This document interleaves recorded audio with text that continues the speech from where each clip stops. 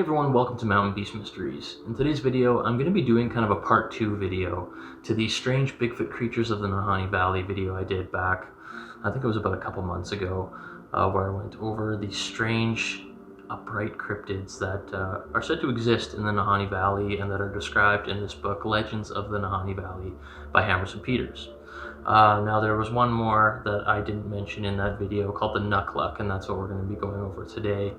A really strange cryptid, very similar to Nahanni, like a hair-covered upright being, but the big difference is that it seems to be shorter. It seems to be only about 5 feet tall in most cases, and the most interesting thing is that a lot of the stories describe it as wearing some sort of like makeshift clothing. Usually there's one really weird story where it's wearing like rubber boots that I'm assuming it would have found, and stole them.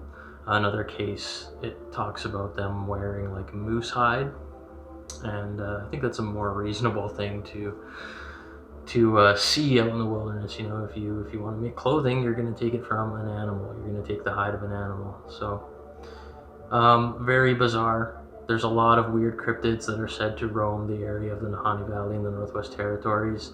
But anyways, if you want to find a copy of this book, you can go to the link down below to the Amazon page and you can grab a copy. Lots of really interesting stories in here, not just about cryptids, but all the other mysteries of the Nahanni Valley. A lot of paranormal stuff. Other weird creatures that aren't like Bigfoot-like as well. But it does really well document the cases of like people turning up with their heads missing. Because I've described before in other videos, they do say the Nahanni Valley is the headless valley. Because so many people would vanish, and when their bodies were found, they wouldn't have heads. And that's also kind of attributed to the Bigfoot lore as well, because people suspect these Bigfoot creatures took the heads off of these people, off of these prospectors. But that's all speculation. But anyways, we're going to get into it. Before we do that, the Bigfoot Quest for the Wildman documentary series is still live on GoFundMe. Had a lot of donations recently. I'd like to say a big thank you to Marcia S., Joseph B., Alan and Nicola over in Scotland, Alec P., and Daniel M. There's been other people in the past that I haven't mentioned before. You know who you are. Thank you very much for your donations and for helping get this project going. Really looking forward to filming it and sharing it with you guys for free on YouTube. So yeah, Legends of the Nahanni Valley, the Nuk-luk. Let's get into it here.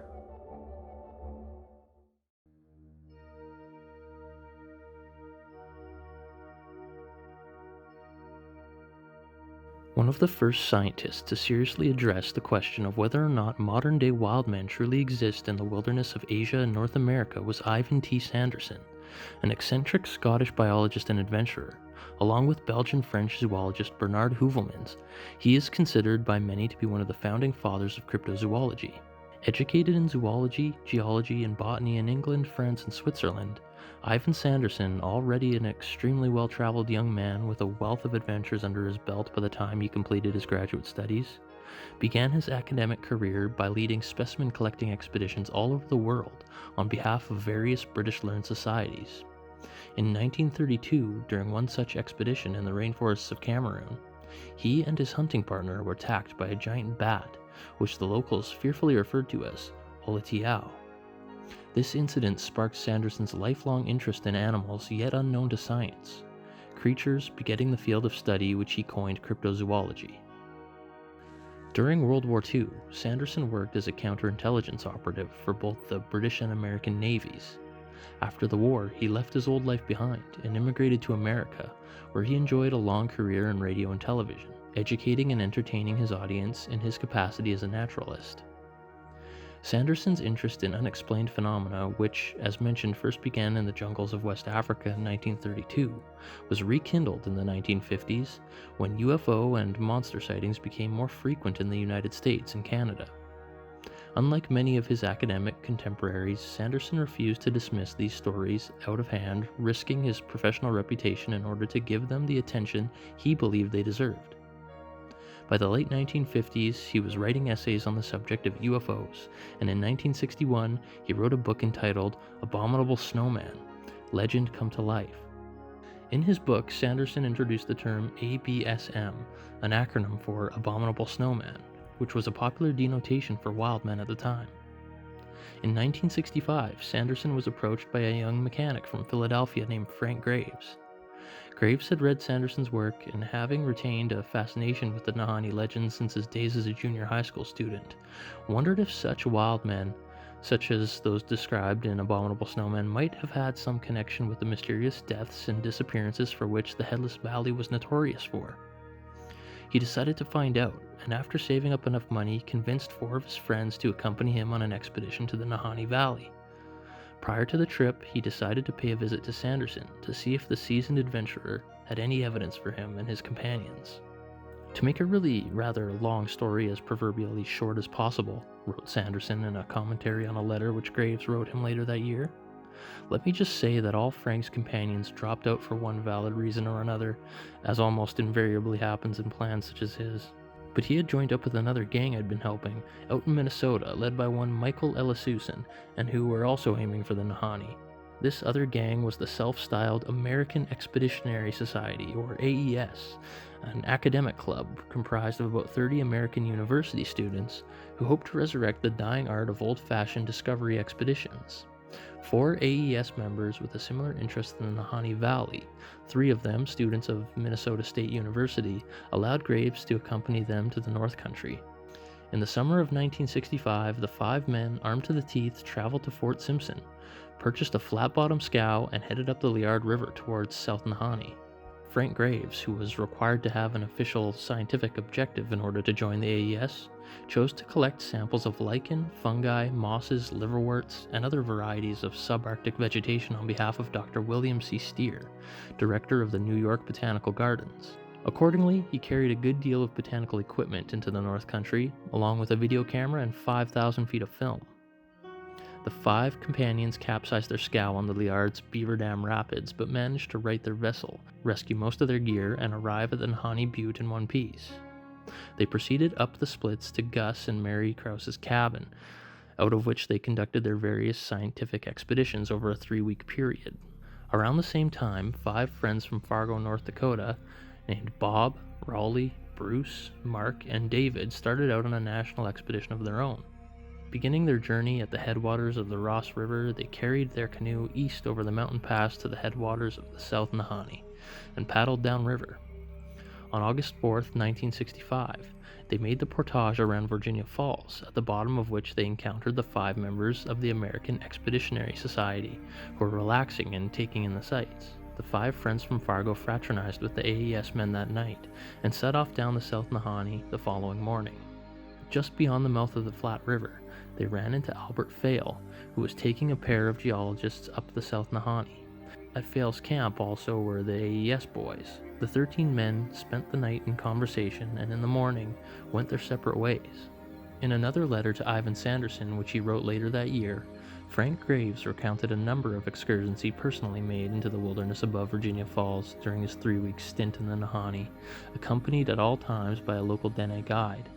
We made several successful forays up the side valleys and canyons during the days while we moved upriver, wrote Graves, referring to a particular excursion made for the sole purpose of acquiring meat. And we got our food quite fast. But then one misty day, we set off up a canyon that the Indian said he did not know personally, but which was not lucky. And in truth, we did not spot a living thing there for hours, so we started back down the river. Then suddenly my pal stopped and actually pointed down at the soft wet ground in a little clearing. He was a bit rattled, and so was I, for there, most clearly marked in the mud, were 3 footprints of what appeared to be a barefoot man, who would have to take a shoe with an internal measurement of at least 16 inches. Did these giant footprints constitute proof that Abominable Snowman hunted the hinterlands of the Nahanni? Frank Graves, a skeptic at heart, certainly considered the possibility. Graves went on to relate to another truly startling discovery, which he and his Dene friend made several days later. "I'm going back again this year and on my own," Graves concluded in the final paragraph of his letter. "Here's this fabulous place right in our own backyard, and it's full of all the damned adventure anyone could ask for. Plus a lifetime of wondrous things to look into, and decent people, clean air, and a real chance to discover something worthwhile." True to his word, Frank Graves made a second trip to the Nahanni Valley in the fall of 1965, and indeed discovered something which many people would certainly consider worthwhile.